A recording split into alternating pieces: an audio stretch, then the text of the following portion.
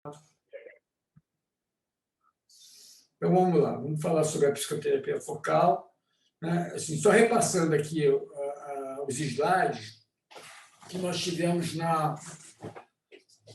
última aula sobre esse assunto, né? Então, a gente comentou sobre esse texto do Freud, foi uma das poucas situações onde ele fala sobre drogas, né? Como uma maneira, né, de lidar com o sofrimento, que é oriundo da decadência do corpo, da ameaça que o mundo externo faz frente ao ser humano, né? E os problemas, né, das relações com outros seres humanos, né? Diz que são as três fontes, né, de sofrimento humano, e que a droga seria uma forma de lidar com isso, tá? Que é uma forma de você se modificar, né? Que simultaneamente você busca o prazer e foge da dor, né? Dizendo que é uma forma eficiente a curto prazo, né? Mas não é muito eficiente a longo prazo, né? Lembrando aqui que a teoria da automedicação é uma das principais teorias de caráter psicodinâmico para dar conta do fenômeno da adicção, né? Nessa teoria se coloca que os adictos se drogam para se autorregularem seus afetos, né? Existem nos adictos uma falta de senso de autovalidação e formação de vínculos seguros, né? Que faz com que eles tenham uma diminuição no autocuidado com resultados autodestrutivos, né? Essas são reflexões, né, de autores psicodinâmicos como Kantian, né, cuja citação, né, o artigo dele importante está aqui, né? O Décio Gurfink, que é um autor brasileiro, né, ele tem um livro sobre adicções, né? Ele coloca a adicção como uma escravidão, né? É um fenômeno de alienação, de inversão da relação sujeito-objeto, né? Onde o objeto ganha primazia sobre o sujeito, né? O objeto ganha o estatuto de necessidade, e é uma patologia do agir, né? Onde não há intermediação do simbolismo do ego e do superego, numa primazia do ato sobre o pensamento. A gente tentou explicar melhor o fenômeno da adicção dentro da metapsicologia freudiana, naquela aula, né? Estou só lembrando, né? O processo psíquico, né? O aparelho psíquico do Freud, ele é movimentado pela energia da pulsão, que é uma tensão que o corpo exerce sobre o aparelho psíquico, né? Na medida em que essa pulsão ela é regulada pelo princípio do prazer, né? Uma experiência de satisfação com o objeto, né, vai formar o desejo pelo esse objeto, né? Assim, esse daí é o movimento dinâmico básico do psiquismo humano, segundo Freud. Sendo que, né, o aparelho psíquico acaba sendo regulado pelo princípio do prazer, né, que é o princípio de funcionamento do id, que formam os processos psíquicos primários, né, onde, né, o movimento psíquico ele é um movimento de fuga do desprazer e busca do prazer, né. O processo psíquico primário do id ele acaba sendo transformado em processo psíquico secundário pela ação do princípio da realidade, formando, então, a estrutura do ego, que é uma estrutura assim, que vai fazer com que esse prazer, né, e essa fuga de desprazer seja obtida no encontro do indivíduo com a realidade, e não assim de uma forma imaginária, de uma forma psicótica, de uma forma onírica, caso ele não tivesse um ego, né, que pudesse assim, formatar a busca do prazer de acordo com a realidade. Que a gente assim, viu aqui, né, que dentro dessa interpretação, né, a adicção pode ser vista, né, como uma busca incessante desse objeto de prazer, né, que acaba tomando progressivamente, né, o indivíduo, fazendo com que o ego se submeta ao id, na busca desse objeto do prazer, e ocorre um prejuízo na estruturação do psiquismo conforme a realidade. Acabou tendo um prejuízo no processo psíquico secundário, que ele tem uma força menor de conter o processo psíquico primário, né? E ele também apresenta um funcionamento distorcido, no sentido de fato, se funcionar para obter prazer, para obter a droga, né? Então, assim, a gente poderia, assim, resumidamente dizer, né, que, no caso de um adicto, né, que busca incessantemente drogas, apesar das consequências adversas, esse indivíduo tem uma preponderância do funcionamento do princípio do prazer sobre o princípio da realidade, uma preponderância do funcionamento do id sobre o ego. Então,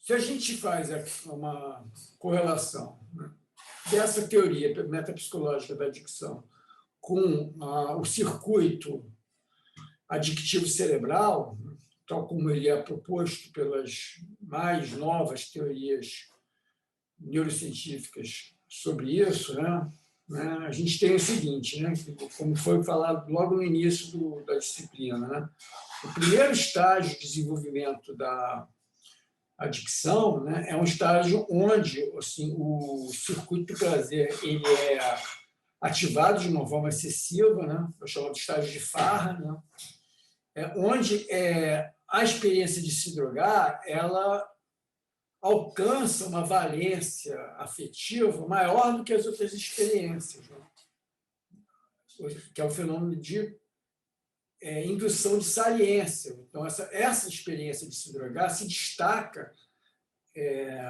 frente às outras experiências, né? E esse estágio corresponde, né, um estágio de utilização excessiva dessas estruturas aqui relacionadas ao circuito do prazer cerebral.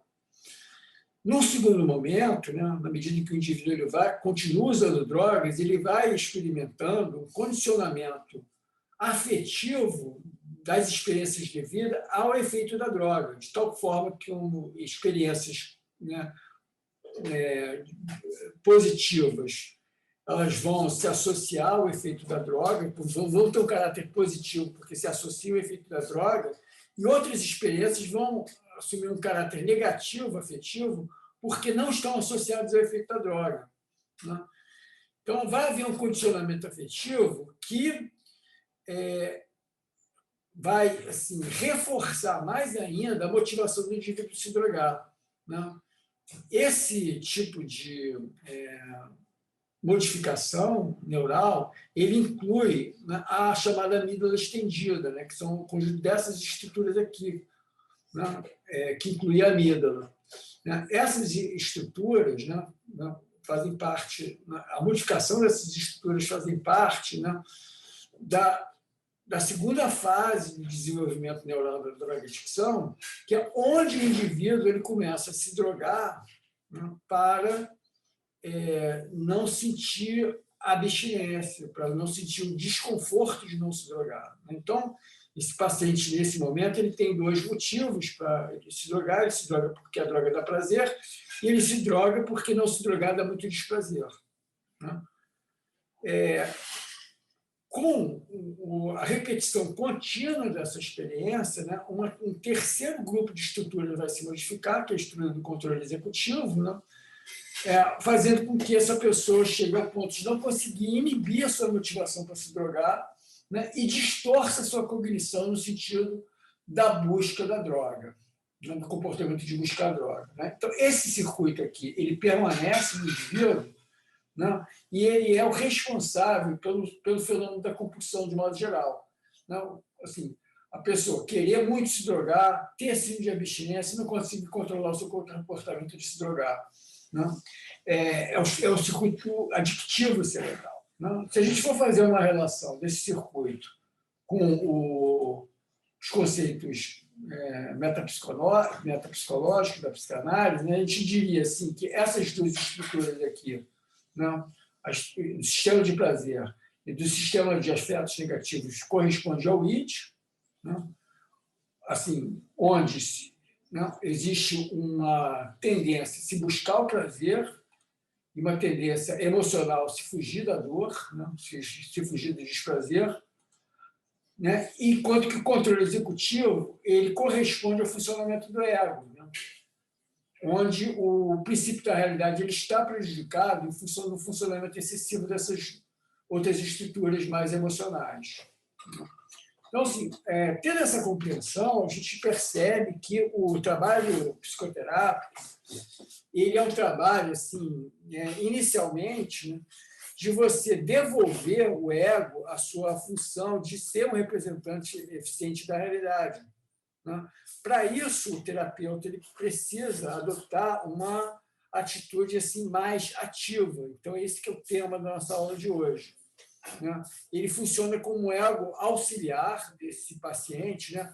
Ajudando ele a estruturar novamente o seu psiquismo de acordo com o princípio da realidade. Então, assim, com isso, ele vai assim, reestruturar a função do alvo frontal, assim, plasticamente falando, né? Fazendo com que ele seja assim, não só ser capaz de inibir esse impulso de se drogar, né? Como também ele formular pensamentos e estratégias de comportamento mais adaptadas, né? E mais eficazes para ele poder lidar com a vida que não seja se drogar. Ao mesmo tempo que ele vai fazer um trabalho, né, terapêutico que vai influenciar esses outros componentes, né, do seu sistema emocional. Né? Ele vai trabalhar com a valência afetiva, de modo geral. Assim, o trabalho terapêutico acaba tendo esse efeito. Então, o que é importante, gente, é o seguinte, quando a gente fala de neurociência e psicoterapia, né, e faz uma correlação com a psicanálise, o que é importante é que, em primeira instância, assim, é que vocês saibam o que vocês estão fazendo com o paciente. Né? Assim, que vocês têm assim, um entendimento assim, racional do que vocês estão fazendo, do que vocês estão buscando e por que está sendo adotada X, Y, Z coisas em termos de terapia. Não? Tudo bem? Podemos prosseguir? Estão acompanhando ou está muito rápido? Está indo para aí? Beleza. Pode interromper para mim. Então, o trabalho terapêutico ele acaba sendo um trabalho que vai assim, incidir sobre a relação entre o sistema funcional, o sistema executivo do ego, né? O sistema afetivo e o sistema eminêmico. Né? Lembrando assim, que as memórias elas acabam desempenhando um papel fundamental na constituição da adicção, porque assim, o adicto é uma pessoa que ele, assim, edita sua memória no sentido de valorizar as experiências com a droga iniciais, né? E tender a minimizar ou abolir da sua memória aquelas experiências finais mais dolorosas com a droga. Né? Então, assim, quando, por exemplo, a pessoa recai, ela recai, né? Assim, porque assim, na recaída, seja ela química ou comportamental, ela vai ativar as memórias das experiências prazerosas com aquele comportamento. Então, por exemplo, assim, no caso da pessoa ela voltar a querer cheirar cocaína, né, ele vai lembrar da parte boa da cocaína. Assim, quando ele usava cocaína, quando ele se divertia usando cocaína, ele não vai assim, voltar a cheirar cocaína porque ele estava enfurnado dentro de um quarto de hotel, olhando pelo buraco da fechadura, porque ele estava doidão de pó, achando que a polícia invadiu o hotel. Entendeu? Essa parte aí não é a parte que leva ele a voltar a se drogar. A parte que leva ele a voltar a se drogar é ativar as memórias boas da droga. Quando a gente fala também, né, e a Luísa falou de dependência sexoafetiva, quando uma pessoa que é dependência sexoafetiva vai recair no padrão dela, né, por exemplo, buscar um relacionamento com uma pessoa problemática, um relacionamento abusivo novamente, né, é por quê? Porque quando ela vai buscar aquela pessoa novamente, ela vai lembrar da parte boa do relacionamento, ou supostamente boa do relacionamento, e não da parte ruim do relacionamento. Não, como terminou. Né? Então, ela lembra assim, do encontro romântico, lembra do sexo, lembra do elogio que o namorado deu, mas não lembra da violência que foi perpetrada no final do relacionamento. Não? Então, existe bem uma participação da memória nisso daí, que precisa também ser trabalhada, caso você queira ajudar essa pessoa de fato. Não? Então, assim, o trabalho terapêutico ele é um trabalho que requer uma reestruturação do ego pelo princípio da realidade, um desmonte de defesas patológicas, porque esse ego aqui, para ele poder defender o seu impulso adictivo, a sua vontade adictiva, ele constrói defesas patológicas, como a negação, a racionalização, a justificação, que a gente vai ver aqui na aula de hoje. Para isso, você vai ter que fazer com que o paciente tenha a oportunidade de adquirir defesas mais maduras, ao mesmo tempo que você faz uma ressignificação afetiva das memórias. Né? Esse trabalho é muito feito quando você faz um levantamento da história de vida dessa pessoa, que pode começar com a história do comportamento adictivo, propriamente dito, né? Assim, de como que evoluiu esse comportamento adictivo, como ele evolui no sentido de uma progressão para piora, né? Como o que você precisa ter, assim, ressignificar ele de uma forma assim, de qual é o lugar que isso está na vida da pessoa, né? E que lugar que ela quer colocar para poder direcionar a vida dela. E também, assim, em termos de sistema afetivo, né, é necessário um trabalho de reformulação do desejo com novas experiências de satisfação.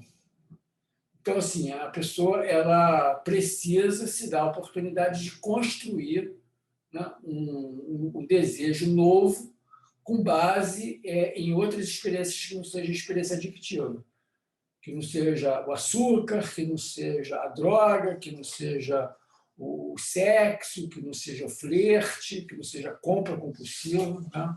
E se falando de adicções comportamentais. Então, isso aí eu só estou revendo o que a gente viu na nossa última aula minha. Tá? Tudo bem, gente? Alguma pergunta até aqui? Então, vamos entrar agora no assunto da psicoterapia focal. Tá?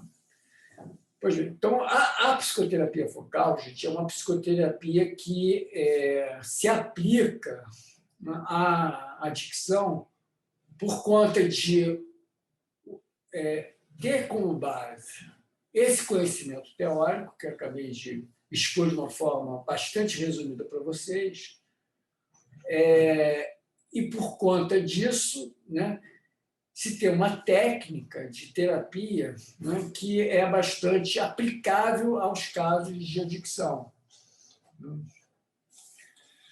Em termos de origem, né, a origem está no próprio Freud, né, onde ele comenta em alguns textos dele, como Análise Terminável e Interminável, a necessidade do terapeuta, ele, em alguns casos, precisar adotar uma postura mais ativa na análise dos seus pacientes. Né? E ele discute questões com relação à questão do término ou não da análise, né? Onde, por exemplo, assim, você estipular um limite de tempo para o tratamento pode ser uma coisa que, paradoxalmente, é benéfica para o paciente, fazendo com que ele mobilize de uma forma mais rápida recursos, né, para poder mudar, sabendo que aquele período de tempo da terapia tem um término. Né? Mas quem assim começou, assim, de acordo com, né, os textos que a gente tem sobre a origem da psicoterapia breve focal, quem assim talvez tenha iniciado de fato esse movimento tenha sido o Sándor Ferenczi, né, que é essa figura aqui. O Ferenczi, ele era um discípulo do Freud que começou a atender, né, muitas pessoas no final da Primeira Guerra Mundial, na Europa, né, havia muita pobreza, condições econômicas estavam bastante ruins. Né? E muita gente não tinha dinheiro, não tinha condições de fazer a análise no sentido clássico freudiano, que requeria tempo, requeria disposição do terapeuta. Né? E ele assim argumentou, dizendo que era necessário assim, você formular propostas de terapia que tivessem sim, um resultado mais imediato, que pudessem ser mais curtas, mas essas técnicas de terapia iam requerer, por base do terapeuta, uma postura mais ativa. De, por exemplo, assim, ao invés de esperar o paciente ele tornar consciente o inconsciente através da associação livre, ele usar interpretações de uma forma mais precoce. O Otto Rank, né, sucedeu ao Ferenczi, ele assim, faz uma proposta de terapia breve, né, uma terapia focada naquilo que está acontecendo naquele momento no paciente, né, na vida do paciente, que é um tipo de padrão muito comum na terapia de adictos. O pessoal que está junto comigo percebe, assim, a gente foca muito no presente, foca muito no que está acontecendo na vida do paciente naquele momento. Né? O paciente traz muito isso daí. E a gente acha isso uma coisa bem-vinda, porque assim, é justamente isso que ele precisa tratar.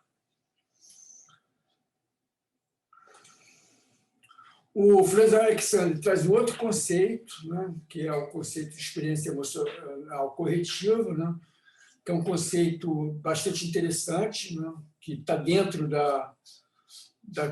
dessa proposta de psicoterapia breve focal, que é o paciente experimentar na relação com o terapeuta uma nova experiência. Né? Então, por exemplo, assim, no caso assim, da dependência clínica, eu vou depois trazer uns exemplos de experiência emocional corretiva para vocês terem uma ideia. O Fiorini, né, o Hector Fiorini, que é o psicanalista argentino, né, cujo texto eu entreguei para vocês, né, ele traz o conceito de atenção seletiva para a psicoterapia. Né? A atenção seletiva se opõe à chamada atenção flutuante do analista. Né? Na atenção seletiva, o terapeuta ele tem um foco na sua terapia. Então, ele vai selecionar, né, no material clínico do paciente aquilo que é relevante para o foco. Né? Assim, deixando de lado outros elementos que o paciente está trazendo, que, embora importantes, não são relevantes para o foco de trabalho terapêutico naquele momento. O Malan ele desenvolve de uma forma mais clara o conceito de foco, né? E o Nobel, Maurício Nobel, ele coloca 4 princípios da psicoterapia breve focal, né? Como não transferencial, né? Porque, assim, então, ela não é focada na transferência, não é que não existe a transferência, mas ela não é focada na transferência, ela é não regressiva, entendeu? Assim, isso não é uma coisa que acaba se aplicando bastante por causa da adicção, porque assim, a gente colocar o paciente numa situação de regressão não é uma coisa interessante, sendo um adicto. Então, a gente tem que tomar cuidado, por exemplo, com a forma como esse paciente ele entra em contato com experiências de abuso. É uma terapia de predomínio cognitivo, onde a parte, assim, por exemplo, psicoeducacional, psicopedagógica, ela tem um caráter importante, a parte de orientação, a parte de aconselhamento, a parte de intervenção tem um papel importante, e é uma terapia de mutação objetal, onde tenta-se experimentar uma nova vivência de um conflito. Então, assim, como, por exemplo, você lidar com uma emoção desconfortável sua sem ter que necessariamente se drogar, sem ter que necessariamente atuar numa adicção comportamental. Então, assim, a psicoterapia breve focal, ela se aplica bastante, né, ao contexto de dependência química. A gente aplica muito isso no nosso serviço lá na SPA, tanto na especialização como na graduação. Né? Essa daqui é uma ex-professora da PUC, né, que é uma das expoentes, né, de psicoterapia breve focal no mundo todo, né, a Vera Lingruber, né? Ela criou o conceito de efeito carambola. Né? Não sei se vocês estão familiarizados com esse conceito aí. Não? O efeito carambola é o efeito... Vocês sabem quando vocês têm uma... Assim, colocam assim, enfileirados, assim, aquelas peças do dominó, uma do lado da outra, assim, aí você derruba uma peça, vai derrubando a fileira toda. Então, o efeito carambola é isso. Né? Então, assim, seria o seguinte fenômeno: na medida que você vai ajudar o paciente a superar uma fase, você vai para a fase seguinte. Né?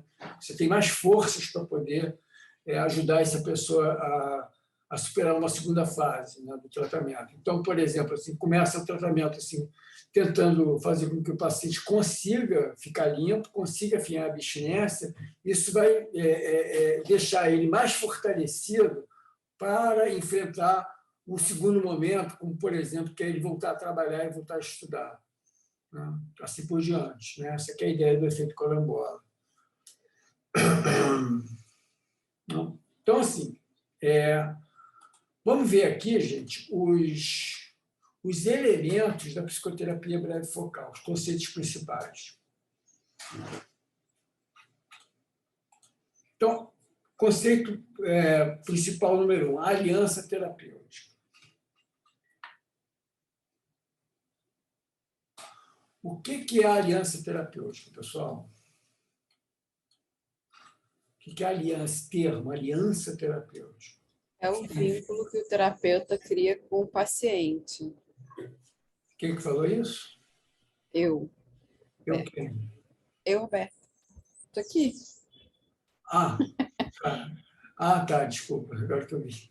Então, é o vínculo que o terapeuta estabelece com o paciente. Assim, só que o termo aliança terapêutica, ele assim, denota o vínculo saudável que existe com o paciente.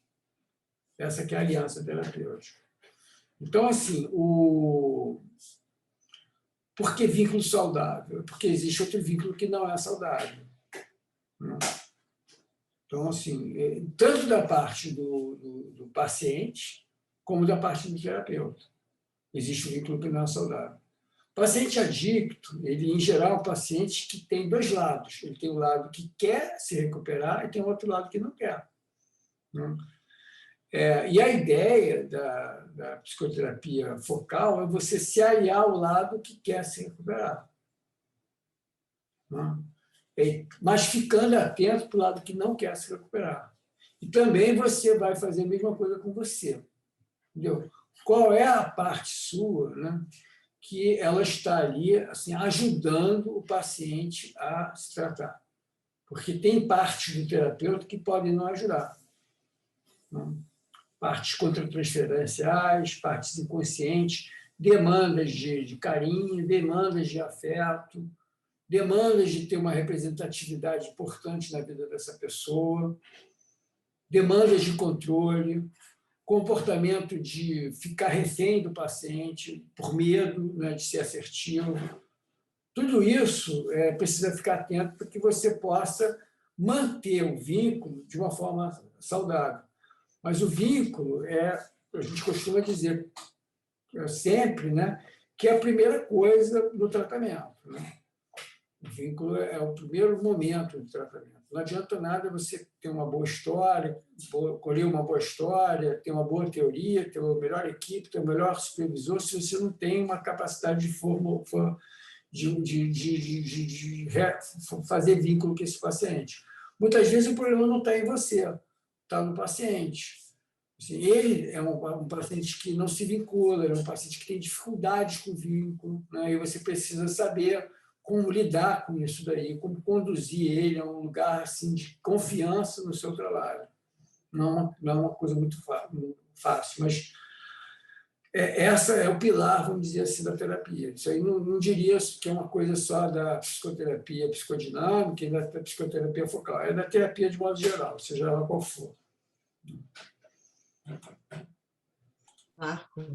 Mas a aliança terapêutica, no caso da terapia focal, ela se constrói muito, né, na ideia do contrato em cima do foco de trabalho, entendeu? Quando essa coisa é explicitada. É uma postura bastante diferente de quando você não fala nada sobre o que você está propondo para o paciente, não fala nada sobre qual é a tua abordagem, qual é a tua forma de trabalhar, o que você, né, pode fazer em cima da demanda do paciente.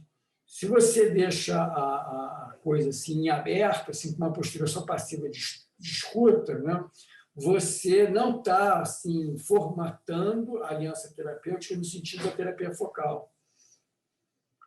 Fala, Ilana. Estou tentando entender uma coisa aqui.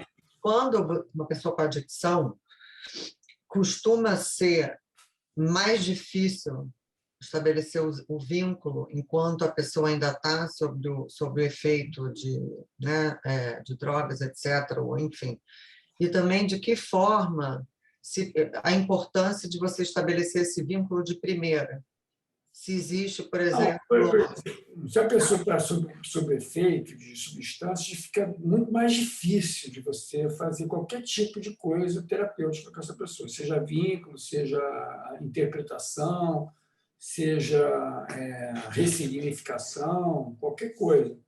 Porque assim, a droga ela rompe a continuidade do processo terapêutico. Se o paciente ele sai da sua sessão com você e vai se drogar, assim, tudo aquilo que ele trabalhou na sessão contigo pode se evaporar no psiquismo desse paciente. E se ele for, né, sobre a sessão, sobre efeito, ou se recuperando de um efeito assim muito que aconteceu há muito pouco tempo, né, ele se drogou ontem, né, tem terapia de manhã, sabe? O que se pode trabalhar na terapia tem valor limitado, porque essa pessoa não vai estar assim, com o seu acesso aos seus sentimentos da forma que ela poderia ter se ela tivesse sem usar naquele momento, entendeu? Então, assim, se a gente vai discutir aqui, né, que existe uma necessidade para que esse trabalho seja bem sucedido, uma necessidade que é não absoluta, não é uma necessidade absoluta, mas existe uma necessidade, um convite para que esse paciente ele pare de usar, para ele poder ter alcance do trabalho terapêutico de fato. Isso aí vocês podem ver, né, que nesse texto aí da Nightingale, que é uma psicanalista, né, ela diz, né, ao contrário que muita gente defende hoje em dia, assim, infelizmente, no meio, assim, que a pessoa não precisa parar de se drogar para fazer terapia. Ela vai dizer claramente que assim, a terapia vai ser, de fato, efetiva, ela vai começar quando o paciente tiver abstinência. Antes disso, a gente tem outros tipos de pré-trabalhos, não? Mas não o trabalho da forma como a gente vai colocar aqui.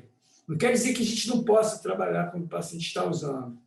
Entendeu? Pode. Entendeu? Ainda mais que existem vários casos onde o paciente nunca vai parar de usar.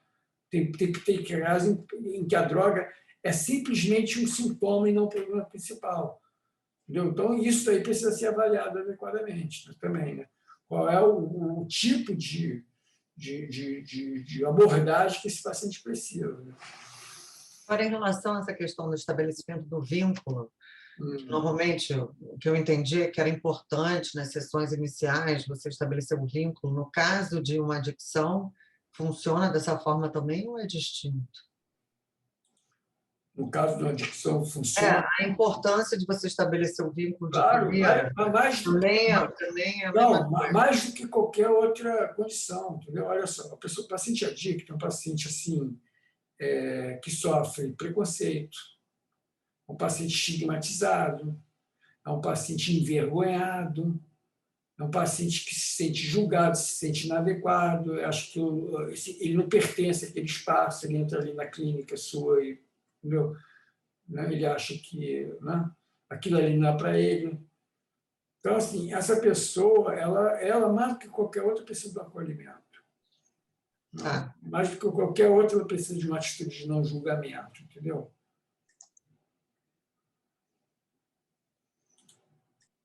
Assim, né? Aí vamos trabalhar com 2 exemplos sempre. Assim, a pessoa que é adicta de drogas e a pessoa que é adicta de um relacionamento abusivo. Né? O que essas pessoas têm em comum? Né? Podem ter em comum? Vergonha. Vergonha. O que elas fazem com elas mesmas, com a vida delas? Assim, elas não vão expor publicamente, né? Porque assim, são coisas que elas mesmas escondem dos outros, elas tendem a esconder isso até de si próprias. Né? Então, o terapeuta ele tem que ter uma postura empática, ele tem que ter uma postura de acolhimento. Exatamente, as mulheres carregam um estigma maior ainda. Né? Assim, o estigma da mulher alcoolista é muito pior, né, do que o estigma do homem alcoolista. Fazem, por exemplo, assim, né, numa cidade assim, de interior, né, uma mulher que está com quadro de alcoolismo assim, tem muita dificuldade de entrar numa ADA, aquela cidade do interior, entendeu? Até não precisa ser cidade interior, aqui no Rio de Janeiro mesmo. Né? Então, onde é que ela vai encontrar espaço para falar da questão dela, do alcoolismo dela? É na terapia.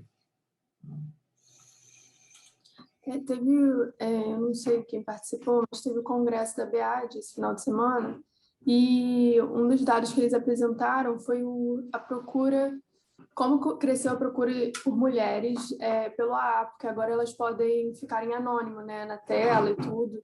Então isso cresceu muito e abriu até grupos sobre alcoolismo feminino só e tal. Exatamente. Assim, mas isso já havia um movimento assim antes, né, no sentido de terem grupos para minorias, né? Então, assim, grupo de mulheres e grupo para pessoas LGBT já tinha no presencial, na época do presencial. Agora, com a pandemia, esses grupos se fortaleceram. Então, praticamente todas essas irmandades, a NA, o CODA tem uma reunião LGBT no sábado, de tarde, todos eles têm reuniões para minorias sexuais. Entendeu? A gente vai ter um debate sobre minorias no final da disciplina. Tem uma mesa programada para isso. Assim, eu, a Tiara e a Luísa. Fala. Professor, eu fico pensando assim, né, a questão desse limiar entre você estar ali presente, né, com um caráter mais empático, até para a formação de vínculo, e você precisar ser incisivo, né, ser assertivo em determinadas circunstâncias que podem acabar levando à recaída, né? Você precisa falar, olha, não é assim. Sim, mas por isso que a gente fala de vínculos de aliança terapêutica, em vez de simplesmente o termo vínculo, porque assim está implicado no conceito de aliança terapêutica que você, assim, assim, a aliança não é você acolher, né, assim, todas as manifestações de uma forma facilitadora do paciente, que estaria parecendo que você está validando o comportamento insano dele, o comportamento destrutivo dele. A aliança se requer assim, que o terapeuta ele se mantenha dentro da sua postura de poder sinalizar para o paciente aquilo que ele percebe como uma coisa que é prejudicial, que ele precisa tratar. Ele não pode se eximir desse tipo de papel para a gente fazer isso. Não? Então, assim, você viveu essa experiência agora, né, com a tua paciente. Assim. A tua paciente, ela visivelmente, ela está com um comportamento de não aderir ao tratamento, de não querer se tratar, de querer fazer de você uma pessoa que não é terapeuta, entendeu? De criar uma relação, e você teve que colocar um limite, entendeu? Assim, mas aí foi um limite que foi feito a tal ponto assim, que inviabilizou, porque você teve que se manter dentro da sua posição de terapeuta. Então, assim, você acabou assim, tendo que fechar aparentemente as portas para ela, mas aparentemente, porque você não fechou as portas, você fechou as portas para essa apresentação dela, mas você deixou claro para ela que estava em aberto uma outra porta que ela poderia entrar. Entendeu? E isso pode ter um valor lá na frente. Pois é, exato. E é complicado, né? Porque não dá pra gente se manifestar, querer fazer alguma coisa se a própria pessoa também não tenta, porque a gente fica de mãos atadas, né? Você quer fazer pela paciente mais do que ela mesma. Ela por si, exato. Ih, cara, cadê o meu? Então, aliança terapêutica, né? Planejamento, né? Que é uma coisa, mas uma psicoterapia psicodinâmica com planejamento, mas sim, porque o planejamento ele faz parte do tratamento inicial, ele faz parte desse resgate aí da função executiva. Então, assim, se deixa claro, assim, né? Lugares onde quer se chegar com esse paciente, né? E se planeja assim perspectivas de tratamento, não? Assim, planeja que, por exemplo, você vai assim trabalhar assim a construção da rede de apoio desse paciente, né? Que você vai trabalhar recursos para poder lidar com a síndrome de abstinência, você vai trabalhar assim, mapeamento dos gatilhos, né, que vão levar ele a recair na droga ou no comportamento, tá certo? Assim, então, esse planejamento que é explicitado entre você e o paciente faz parte do tratamento. Né? Assim, por exemplo, quando a gente fez a gente está fazendo agora, né, um grupo de terapia com os pacientes que têm problemas de dependência sexoafetiva. Então, assim, foi colocado assim, logo no início, né, assim, da terapia de grupo, porque assim, esse modelo de terapia focal ele fecha direitinho com o modelo de grupo operativo. Tá? Então, assim, quando a gente começou no primeiro grupo, né, a gente colocou, né, qual é o objetivo do grupo, por que a gente estava ali, o que a gente ia fazer, como ia ser o formato do grupo, dos encontros, né, como é que ia ser a dinâmica do grupo. Né? Então, uma apresentação de cada um. Quer dizer, isso tudo, né, na terapia com uma pessoa adicta, é extremamente importante.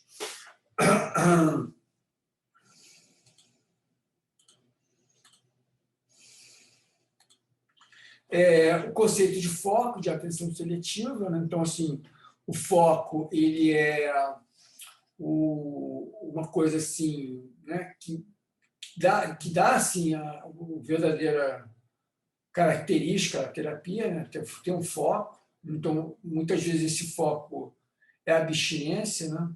E a atenção seletiva é a atitude do terapeuta em tentar, né, assim, selecionar o material que tem a ver com foco, né? Deixando de lado aqueles que não têm a ver, ou que podem até prejudicar o tratamento naquele momento. O conceito de atividade, então, né, a gente está falando aqui repetidamente, o terapeuta tem que ter uma postura ativa.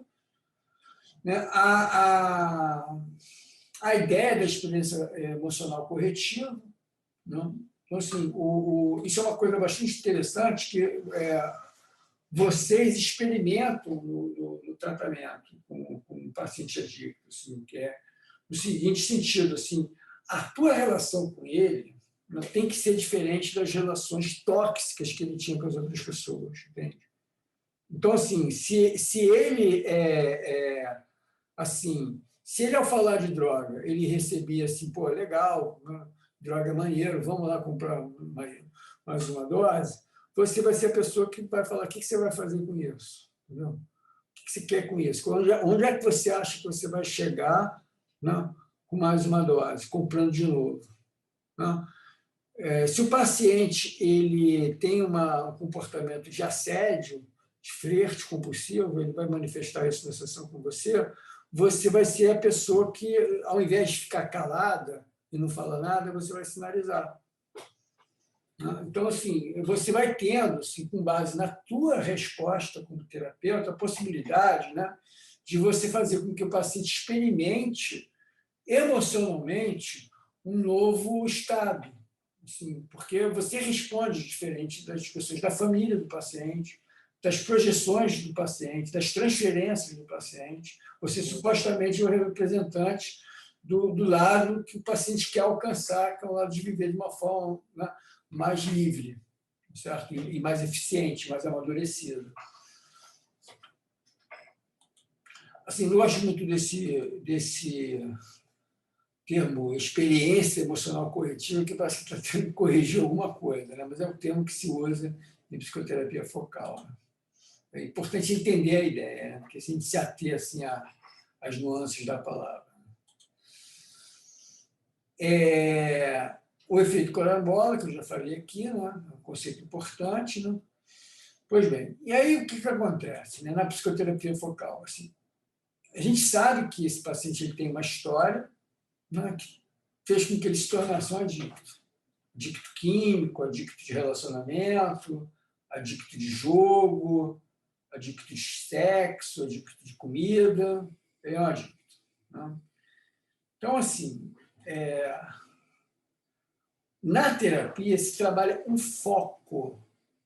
O foco, muitas vezes, né, como o Fiorini fala no texto dele, vai em cima da demanda do paciente. Né?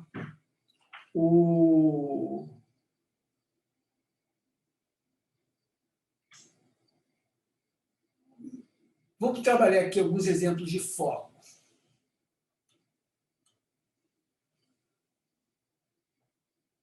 Foco. Assim, eu estou falando, foco vai em cima da demanda do paciente. Então, que demandas vocês acham que são comuns?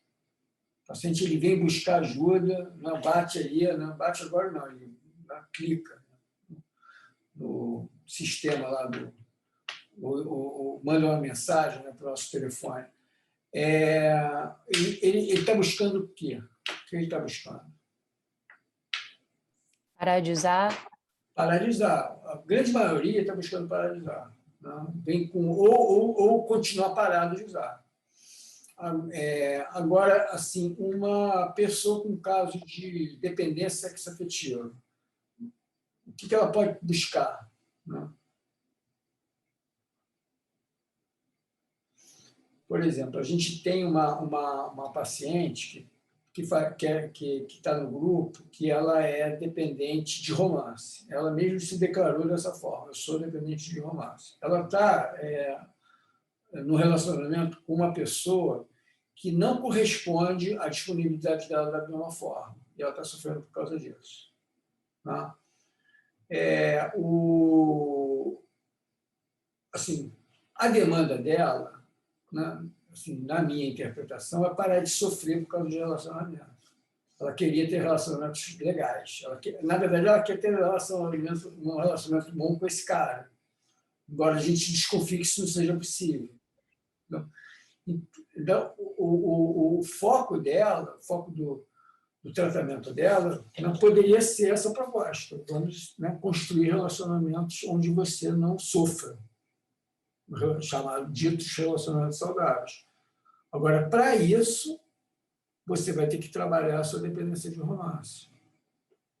Se você não tratar a sua dependência de romance, dificilmente você vai conseguir engatar, né, ou manter relacionamentos que sejam saudáveis para você, que não te façam sofrer, saudáveis nesse sentido, que não te façam sofrer. Tanto assim, pelo menos. Né? Então, o foco pode ser redução de danos, tá certo? Você estabelece para o paciente uma meta, né, que é o foco da terapia, do paciente ele identificar os padrões regulares mais tóxicos, né, que se repetem e que trazem prejuízo para ela. Por exemplo, assim, né, no caso dessa paciente aí que a gente está falando, né, ela se coloca muito à disposição dessa pessoa. Então, ela tem assim um padrão de se colocar com disponibilidade excessiva, né? Assim, então, pode ser que ela não consiga romper com esse relacionamento, mas pode ser que ela consiga fazer uma evitação desse comportamento excessivo de se disponibilizar em acesso a essa pessoa. Vocês estão entendendo assim, o exemplo que eu estou falando? Então, foco é isso. Foco é você estabelecer uma atenção privilegiada na terapêutica, naquele momento da terapêutica. O foco muda, gente. Ele não precisa ser o mesmo a terapia inteira. Mas a ideia do foco é completamente diferente daquela ideia de análise clássica, assim, de que você vai deixar a coisinha aberta e o paciente mesmo, através de associação livre, de transferência, ele vai chegar a algum lugar. Assim, não é isso. Você primeiro chega num, depois chega no outro, depois chega no outro, depois chega no outro, e assim sucessivamente.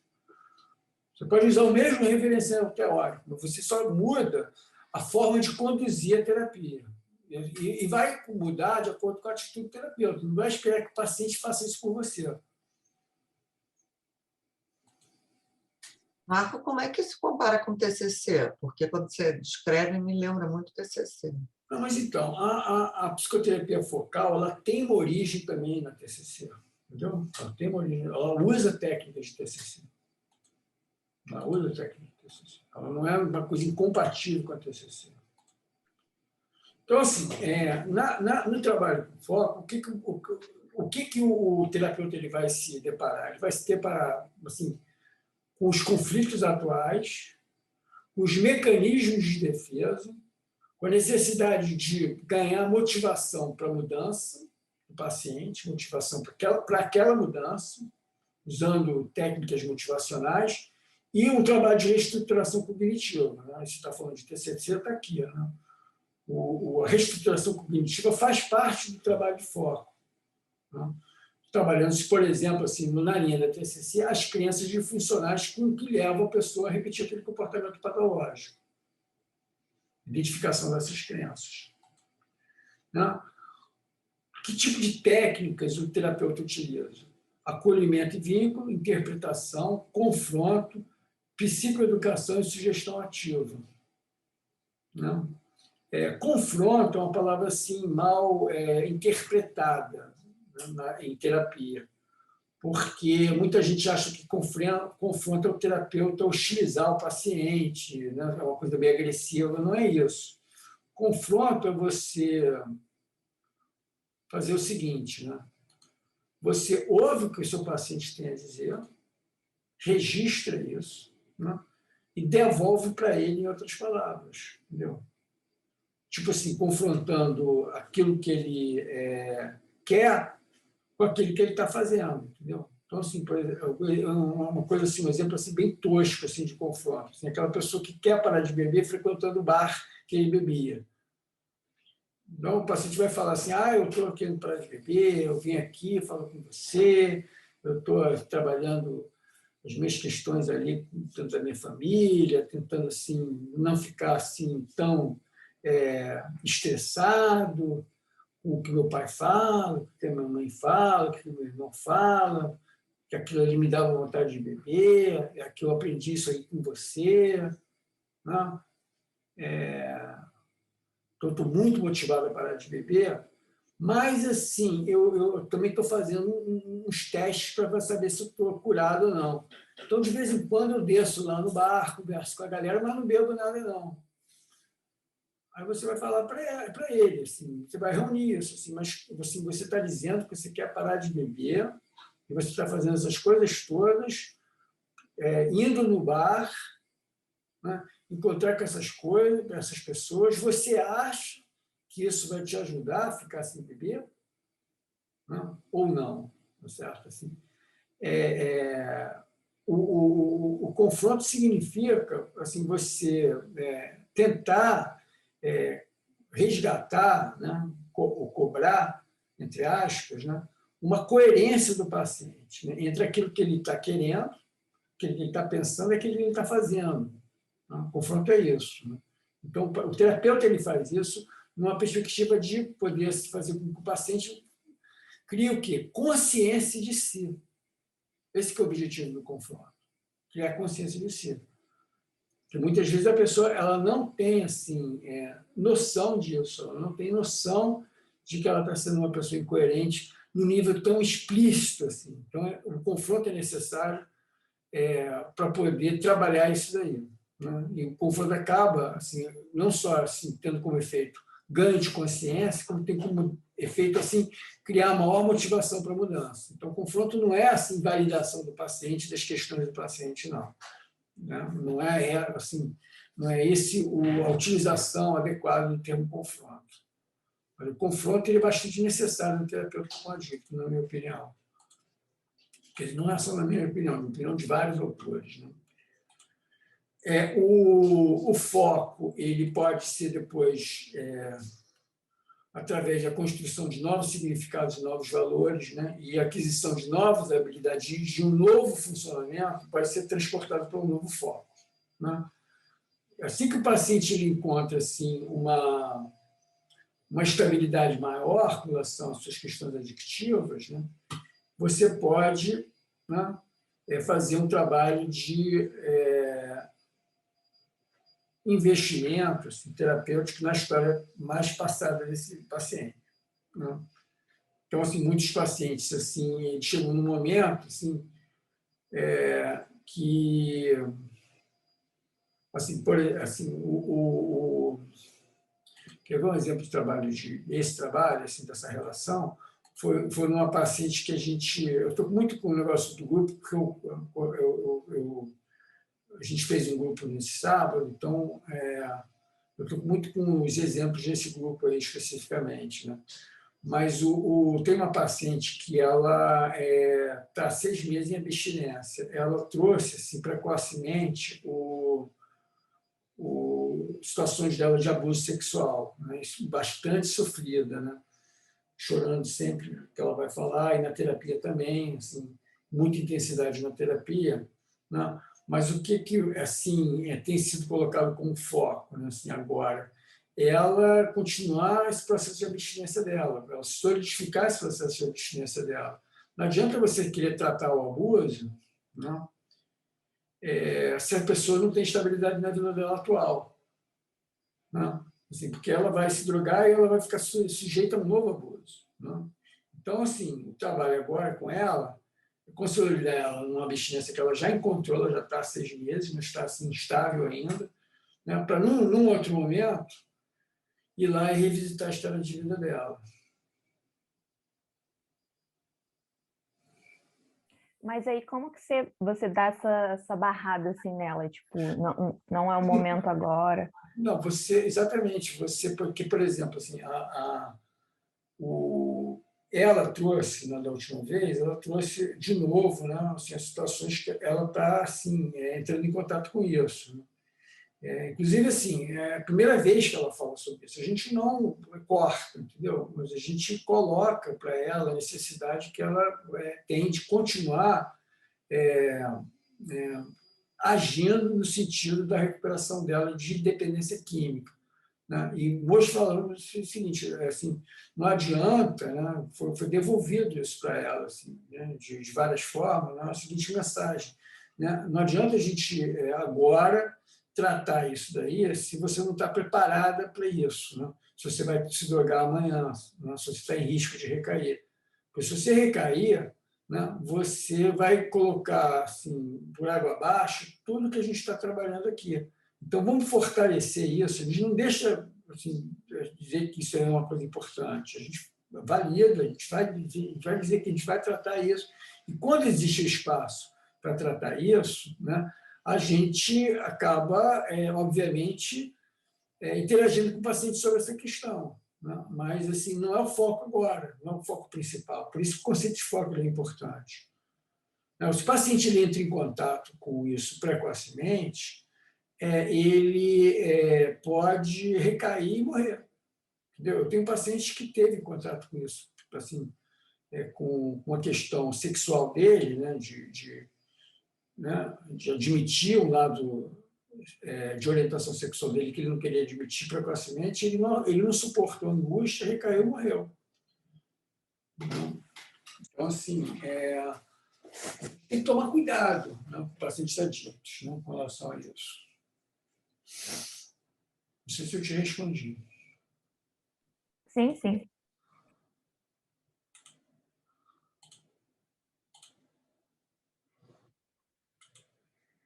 Então, a abordagem focal em transtornos adictivos,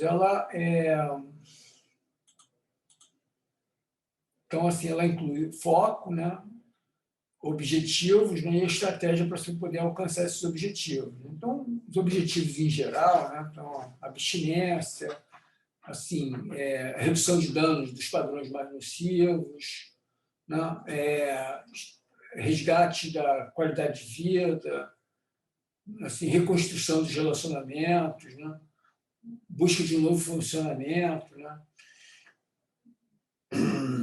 criação de novos espaços na vida da pessoa, e isso tem tudo um direcionamento. Assim, não é um direcionamento assim, do terapeuta para com o paciente, é um direcionamento atendendo às demandas do paciente. Tipo assim, ele quer chegar lá, mas assim, muitas vezes ele não sabe como chegar lá, entendeu? O terapeuta vai ajudar ele nisso. Não? Então, assim, é importante o tratamento dos sintomas, né? A identificação dos conflitos nucleares que estão assim, em torno desses sintomas, né? Principalmente as relações atuais na vida desse paciente conflitivo, que estão assim, subjacentes aos sintomas, e existe uma perspectiva clara na abordagem focal de mudança de comportamento, de mudar o comportamento. O objetivo inicial é a mudança de comportamento, não é a conscientização. A gente utiliza a conscientização, a interpretação e a identificação do conflito nuclear como assim, técnicas que vão ajudar você a promover a mudança de comportamento. A abordagem focal, ela permite integração com diferentes modelos teóricos, né? E se utiliza de diferentes técnicas, né? Então, acolhimento e apoio, interpretação, confronto, motivação e psicoeducação. Vamos ver agora alguns temas psicodinâmicos recorrentes na psicoterapia, né? Então, tema número 1, a necessidade não absoluta de abstinência. Então, assim, aí, o que eu falei para vocês, a terapia ela vai ser uma terapia com continuidade, profundidade, né, e assim, perspectiva de mudança de uma forma assim, muito mais eficiente se a pessoa tiver abstinência do que ela não tiver, se ela estiver usando. Né? Ou se ela estiver assim, vivenciando um relacionamento tóxico, né, na vigência daquele relacionamento. Assim. Porque a intensidade dessas experiências adictivas, elas assim, são maiores do que a própria intensidade terapêutica. E você, como terapeuta, não vai conseguir produzir o mesmo efeito do que a droga, você não vai conseguir produzir o mesmo efeito que o relacionamento tóxico. Assim, é uma ilusão você achar que você vai poder compensar isso. Tipo assim, o que é assim, tudo que você falou para o teu paciente, trabalhou com ele, perto com a experiência que ele vai ter 2 dias depois de, sabe, subir a comunidade, sabe, enfrentar a polícia para comprar um saco de pó, entendeu? E cheirar, e apanhar da polícia, ser chutado do morro, e depois ainda voltar lá para comprar o pó de novo, sabe? O que vai ser? Sabe? Então, assim, é muito difícil você, assim, tipo assim, é covardia, né? Com o terapeuta, ele tentar competir emocionalmente com essas experiências super intensas, entendeu? Então, assim, a melhor trabalho ele vai se dar quando o paciente ele renuncia a isso, porque assim, ele vai ter que entrar em contato com ele sem fazer esse recurso, entendeu? E aí ele está assim, propício a pedir ajuda para você. Assim, aí ele construi uma nova forma. Assim, se ele veda, pelo menos de uma forma assim, temporária, o caminho da droga, assim, onde é que ele vai ter que encontrar, né, ajuda? Ele vai assim, encontrar na relação com o outro. Né? Terapia de adicto é você substituir a droga por pessoas. Né? Então, você precisa ter esse espaço de relação. Né? Se o paciente, por exemplo, ele tem uma droga para usar à noite, ele não precisa ligar para o terapeuta. Ele não precisa ir para um grupo anônimo, porque ele vai lá e usa a droga dele. Ele resolve a emoção dele com a droga. Agora, se você faz esse convite, né? Tá, então vamos assim, a gente fez isso para uma paciente aí, da Juliana. Vamos tentar ficar uma semana, pelo menos, sem beber, para ver como é que é. Né? O que acontece, entendeu? Porque muda completamente a dinâmica do funcionamento mental. Enquanto estiver ativando aquele circuitinho ali, fica difícil fazer outro tipo de direcionamento. Não? Porque o circuito ele é mais forte do que a outra estrutura. A gente, né, viu aqui na aula de bases neurais da dependência. Assim, esse circuito ele é dominante no cérebro.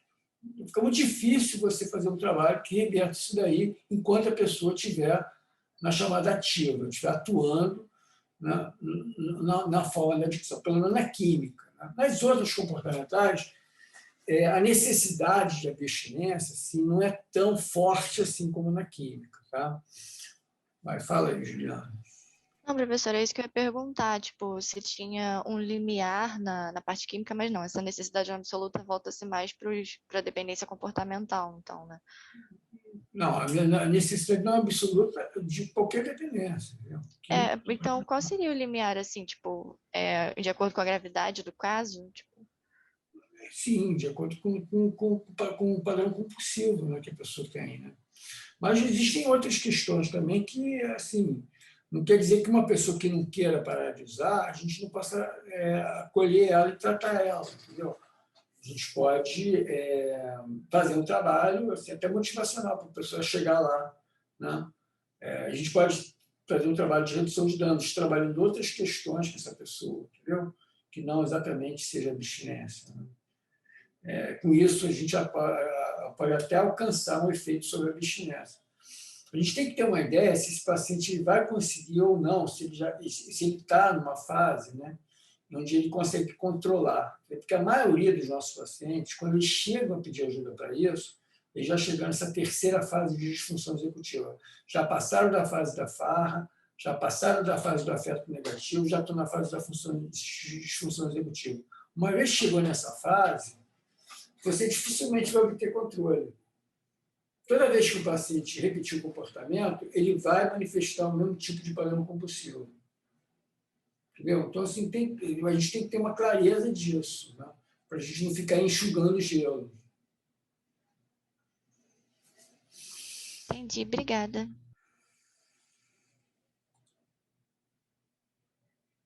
Então, assim, mecanismos de defesa, gente. Quais são os mecanismos de defesa? Porque, assim, a psicoterapia com adictos, né, é uma psicoterapia onde assim, o terapeuta, ele praticamente, no início pelo menos, ele vai ter que trabalhar os mecanismos de defesa. Ele se depara com os mecanismos de defesa. É uma terapia dos mecanismos de defesa. Se você não trabalha os mecanismos de defesa, você não consegue nada com esse seu paciente. E aí, vamos lá, quais são os mecanismos de defesa assim, mais comuns? Qual o primeiro, assim, de cara, que é comum e sabe, assim, se a gente não trabalhar ele, a gente não, né, tem pouquíssimo resultado. Negação. Negação. Exatamente. Negação, a negação. Né? Então, assim, o trabalho em cima da negação é bastante importante. Existem várias formas de trabalhar a negação. Né? Existem formas dialéticas, que você vai fazendo perguntas progressivas para a pessoa cair em si. Entendeu? Existem formas interpretativas, né? Existem confronto, né?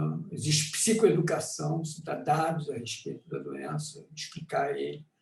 Existem tarefas que você pode pedir para o paciente fazer em casa, relatando situações de danos e de consequências adversas relacionadas àquele comportamento. Né? E aí o paciente, ao escrever elas, ao entrar em contato com elas, ele percebe que aquilo ali realmente é um problema na vida dele. Não? Você, através de interpretação, você pode fazer associações, né, entre o que o paciente está fazendo, né, e o que está acontecendo na vida dele, porque muitas vezes esse link ele não faz, né? Ele acha, por exemplo, que assim, eu tenho um paciente assim que ele é dependente, ele é adicto sexual, né? Que ele, assim, por conta da adicção sexual dele, ele tem vários relacionamentos extraconjugais e não dá atenção para as coisas dele, né? As coisas dele estão frequentemente assim, no estado de mal-estar, com conflitos constantes com ele em casa, que repercute na relação dele com a filha, né, que eles têm em comum, né? E ele não faz o link necessário entre o que ele está fazendo, assim, em termos de adicção sexual, e o estado do relacionamento deles dois. Ele acha que a esposa dele é chata. Entendeu? Assim, qual o trabalho que está sendo feito com ele? Né? O trabalho que está sendo feito com ele é mostrar que esse tipo de comportamento está, no mínimo, tirando o investimento que ele podia estar, né, fazendo na relação com a esposa dele. Né? Coisa que ele, assim, não se dá conta, porque a pessoa está tão envolvida na perseguição daquele objeto de prazer que ela não se dá conta das consequências dessa perseguição.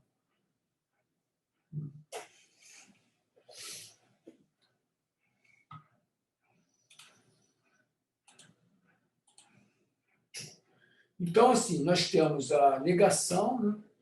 Nós temos a racionalização e justificação, que é uma coisa assim clássica, né? O paciente ele racionaliza, ele justifica, isso precisa ser desconstruído também. Assim, a racionalização tem que ter entendido o lugar dela. Assim, a racionalização é assim, uma forma que o paciente ele tem de explicar para ele mesmo o que está acontecendo. Né? Assim, a racionalização, assim, tipo assim, a pessoa começar a justificar o uso dela de cannabis, dizendo que ela usa porque a cannabis é medicinal, porque aproxima dela com Deus, né? Que é uma coisa mais religiosa, né? Assim, ele está apresentando isso como argumentos para ele mesmo, para ele continuar fumando maconha, quando, na verdade, isso é uma racionalização. Ele não está fumando maconha por causa disso. Ele está fumando maconha porque ele é adicto, ele é dependente. Porque se ele parar de fumar maconha, ele sofre. Mas ele apresenta uma racionalização para quem? Mas não é para você, não. É para ele mesmo. É para ele mesmo. Para ele poder continuar usando com menos conflito. Por isso que é um mecanismo de defesa.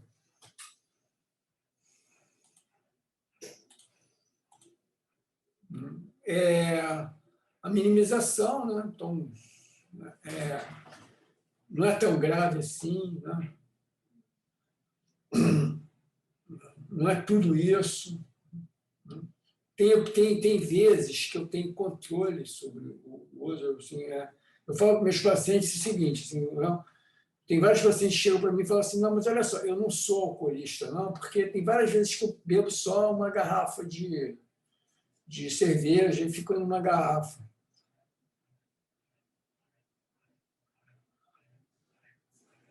Aí eu falo para ele assim, olha só, o que diz que você é um adicto? Não são as vezes que você controla, são as vezes que você se descontrola com a bebida.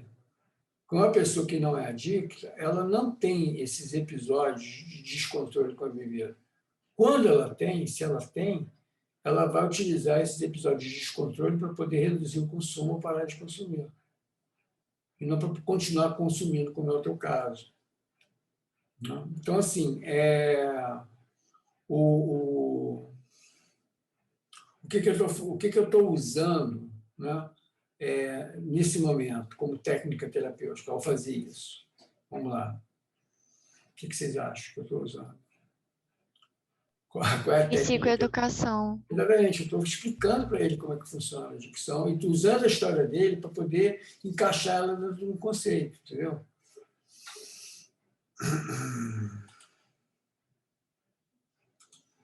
A gente tem um caso assim, né, Marcos? Quer falar?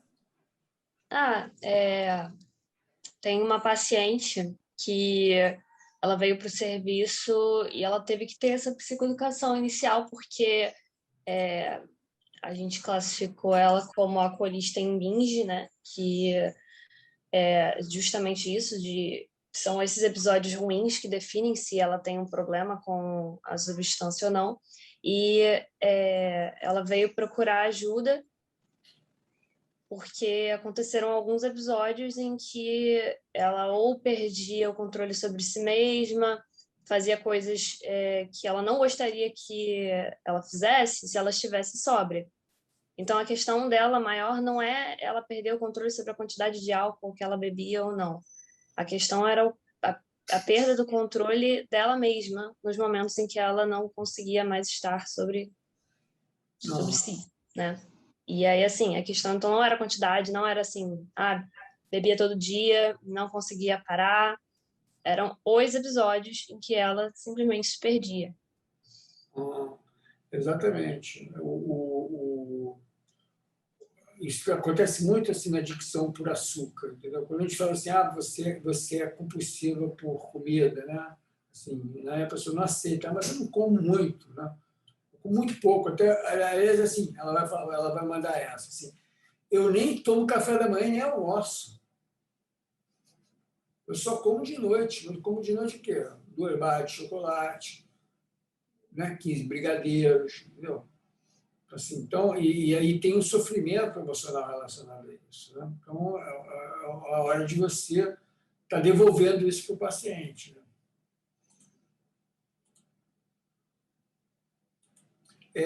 Projeção, né? Então, assim, é um mecanismo de defesa bastante comum, né? Na projeção, em geral, no caso da adicção, o paciente projeta o quê? Ele projeta a causa do sofrimento dele em circunstâncias externas e não no próprio comportamento.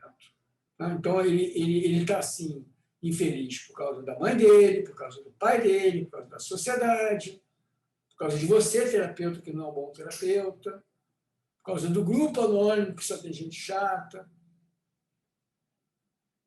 porque ele está desempregado. Ele está sofrendo porque ele está desempregado. Ele não está sofrendo porque ele foi demitido do trabalho porque usava droga, não. Ele está sofrendo por causa disso. Que o patrão dele não é uma pessoa compreensiva. Fala, Nathalie. Marco, me confunde um pouco às vezes esses, por exemplo, a diferença entre minimização e negação. Porque quando a pessoa minimiza, de fato, ela pode estar negando de alguma forma. Não, a negação, a negação é um mecanismo de defesa primário, entendeu? Ela está na base dos outros. Todos os outros mecanismos de defesa têm algum componente de negação. Entendi. Entendeu? Tá. A projeção também me pareceu a justificação. Sim, mas assim, na projeção, claro que a projeção pode funcionar como justificativa, entendeu? Mas a projeção é mais quando você atribui a situações externas, entendeu? Então, por exemplo, assim, na projeção, isso acontece muito assim, projeção do paciente projetar elementos da configuração relacional dele anterior nos espaços terapêuticos. Então, assim, ele vai num grupo, ele projeta no grupo um conjunto de pessoas que vai invalidar ele, vai excluir ele. Ele tem essa experiência de vida. Ele tem essa experiência com a família dele, ele tem essa experiência com os amigos dele. Né? E aí, quando ele vai num grupo, né, na terapia de grupo ou no grupo anônimo, ele projeta no grupo esse grupo que está dentro dele, projeta. E ele vai utilizar isso como uma forma de se afastar do tratamento. Ele justifica dizendo isso. Entendeu? Então, esses mecanismos de defesa eles não são estanques, entendeu? Eles se articulam entre si. Entendeu? Beleza. Assim, a gente só divide essas coisas na teoria, para poder falar a respeito. Na prática mesmo, essas coisas vêm misturadas. É a formação reativa, né, que é a criação de uma atitude que é oposta a isso, também não é uma coisa assim, bem-vinda assim, no tratamento, porque não necessariamente uma formação reativa ela vai trazer benefícios. Né? Então, você tem a formação reativa não só no sentido assim, de você negar, né, coisas suas, né, que existem dentro de você. Né? e formar justamente o comportamento contrário, né?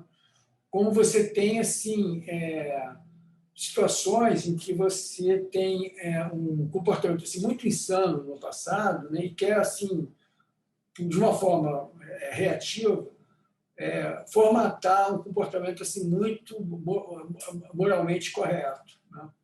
Então assim, no primeiro caso, né? No caso assim, onde a pessoa assim, tem assim um excesso né, de carinho por certas coisas e não consegue fazer isso porque está nativa. Assim, essa pessoa, muitas vezes, assim, o que ela quer na vida dela assim,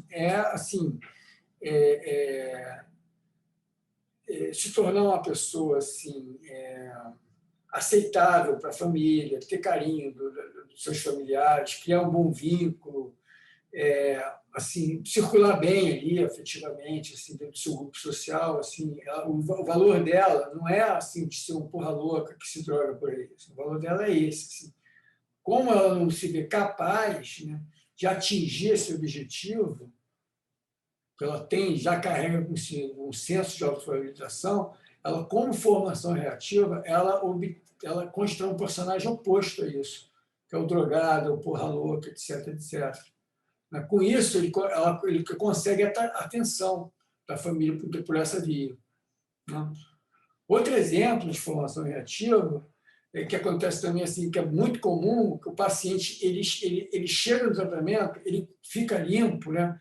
E ele começa a se tornar um moralista de carteirinha, né? Então ele começa a condenar todo mundo que usa droga, que bebe, não, essas pessoas, né? Como se ele fosse uma pessoa muito diferente, né? Há pouco tempo atrás ele estava lá me enchendo a cara, entendeu? E agora ele virou o paladino da sobriedade, né? Assim, no campo sexual também, assim, há pouco tempo atrás ele era um flertador, um assediador compulsivo, de repente ele se torna o cara, né, que defende as pessoas do assédio, sabe? Então, assim, esse tipo de atitude, né, atitude de formação reativa, uma atitude contrafóbica, é uma atitude neurótica, é uma atitude que não se sustenta durante muito tempo, entendeu? Assim, o ideal é que essa pessoa tenha assim, uma construção paulatina de uma nova identidade, e não ela vire de uma hora para outra, entendeu? Quando o paciente ele vira de uma hora para outra, a gente desconfia, entendeu? Que está muito rápido. Entendeu? O que a gente tem, assim, o termo que a gente utiliza com frequência, é o chamado bom aluno. Bom aluno da terapia, entendeu? É aquele paciente que chega, a Maria Luísa está rindo, ela conhece o bom aluno. O paciente que chega e, assim, de repente, ele vira uma coisa maravilhosa. Aí o terapeuta desavisado, ele fica, nossa, poxa, caramba, que bom trabalho que eu estou fazendo. Ele não sabe se que daqui a umas poucas semanas o paciente vai mostrar justamente o oposto. E vai te frustrar se você criar essa expectativa. Mas o Marco, não é comum, assim, por exemplo, negócio de religião, até nos presídios, os caras realmente irem para esses extremos e o negócio, às vezes, a pessoa não consegue viver uma vida, não estou dizendo, em muitos casos não deve sustentar, mas em alguns casos não, é isso, né? Tudo depende do teu objetivo. Então, a pessoa, assim, ela pode assim, ingressar numa religião e ela, através da religião, ela se livrar daquele comportamento destrutivo. Mas o processo pelo qual ela faz isso, sem muito autoconhecimento, sem muita base emocional, pode não ser um processo que vai dar para ela uma qualidade de viver a vida de uma forma mais livre e mais integral. Ela simplesmente está atuando numa repressão de um impulso, sem necessariamente estar resgatando assim, valores anteriores que ela tinha e ela não conseguiu cumprir por alguma razão. Entendeu? E essa razão ela não desaparece porque a pessoa vestiu a camisa de uma igreja. Entendeu? Então, é isso que a gente observa, né? Porque o fenômeno, por exemplo, assim, da migração da adicção é muito comum em pessoas que têm conversão religiosa.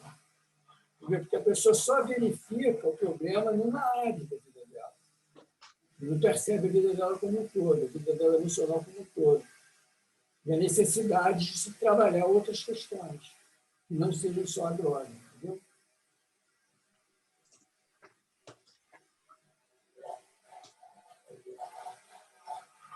Posso aproveitar uma dúvida pequena que eu fiquei? A história do foco, você nomeia e você compartilha com o seu paciente o foco quando ele vai migrando ao longo do processo? Não, no foco não migra, não. Foco, quem migra é a dicção. Migra não, eu falei errado, que vai mudando, né? Não, claro, com certeza. Com certeza. Tá. A gente faz isso. Às vezes o foco está na ressocialização, por exemplo. Paciente que ficou muito tempo assim, fora de criar novos relacionamentos. Porque a adicção, de modo geral, qualquer uma delas, né, as comportamentais, também leva a pessoa ao isolamento. Entendeu? Então, assim, um foco assim, muito importante para o segundo foco é a constituição de novos relacionamentos.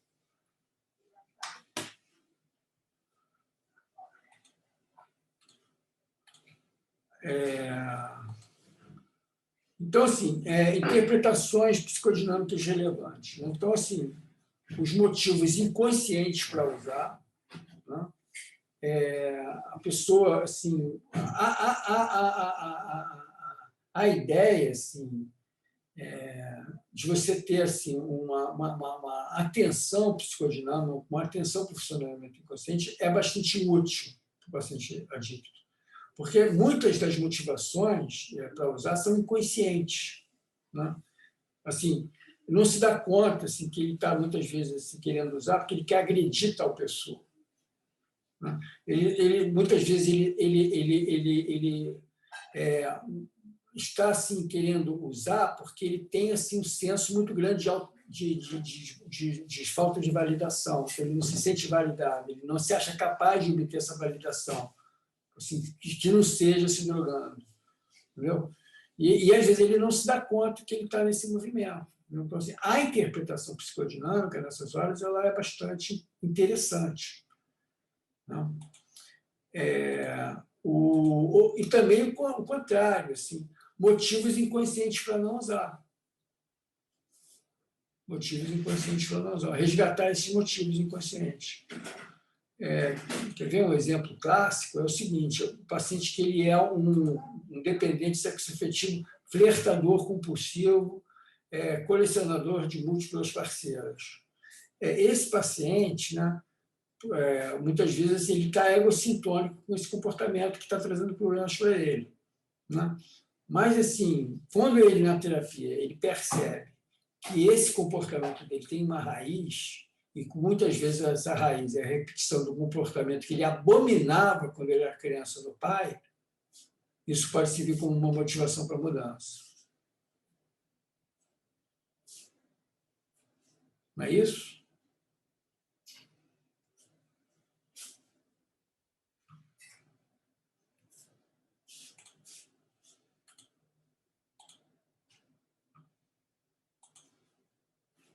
Tá, e para fechar esses temas psicodinâmicos, nós vamos falar sobre narcisismo. Né? Então, o narcisismo ele é um transtorno de personalidade comum no ambiente da adicção. Né? Inclusive, assim, é um dos poucos espaços onde você vai tratar pessoas com realmente o transtorno de personalidade narcísica. Porque assim, o personalidade narcísica, ele, em geral, não busca ajuda espontaneamente para se tratar. Assim, dificilmente o narcisista ocupa o espaço, narcisista em termos de transtorno de personalidade, ocupa o espaço terapêutico. Né? Assim, mas na dependência química, a gente acaba lidando com muito transtorno de personalidade narcísica, porque esses narcisistas acabam sofrendo por conta da droga. E percebem que não conseguem parar de se drogar se não forem buscar uma psicoterapia, um tratamento. Né? E aí você vai encarar um transtorno de personalidade narcísica e você vai ter que lidar com isso. Não? Existe assim, um chamado narcisismo estrutural do adicto. Né? esse narcisismo estrutural, assim, ele é tanto assim causa como consequência da adicção, né? Assim, causa no sentido de que essa pessoa ela já era uma pessoa assim, narcísica e egocentrada antes de começar a usar drogas. Com o uso de drogas, esse funcionamento se acentuou, porque assim, ela começa assim, a colocar o prazer imediato dela, né, em primeiro lugar, a despeito dos outros, né? Então, assim, essa pessoa, né, ela, em geral, ela está assim, em relação com pessoas codependentes, que facilitam esse tipo de vida. Dificilmente você vai ter um adicto que não tenha assim, uma pessoa codependente atrelada à sua adicção. E aí, assim, o trabalho, né, de tratamento dessa pessoa, né, envolve tratar a antítese do narcisismo. Entendeu? Assim, então, assim, essa pessoa, assim, por exemplo, num grupo anônimo ou numa terapia de grupo, se interessar pelos problemas das outras pessoas, entendeu? Pode ser uma coisa que tire ela, né, do seu centro egoísta de si mesma, né, que ela só pensa nela, né, e pode ajudar ela a funcionar melhor. Eu tinha mais slides, né, para poder falar sobre isso, mas a gente pode utilizar outras aulas para falar sobre, né, esses outros temas. Quais seriam? A gente teria para falar sobre a relação, a atuação e transferência, contra transferência, né? As expectativas de tratamento. Né? Que basicamente, assim, não, é o seguinte, assim, a relação entre o terapeuta e o paciente, assim, no caso de você usar conceitos psicodinâmicos, é importante esses três, né? Transferência, atuação e contra-transferência. Assim, o que a gente observa assim, muito frequentemente no caso da dependência química é a atuação.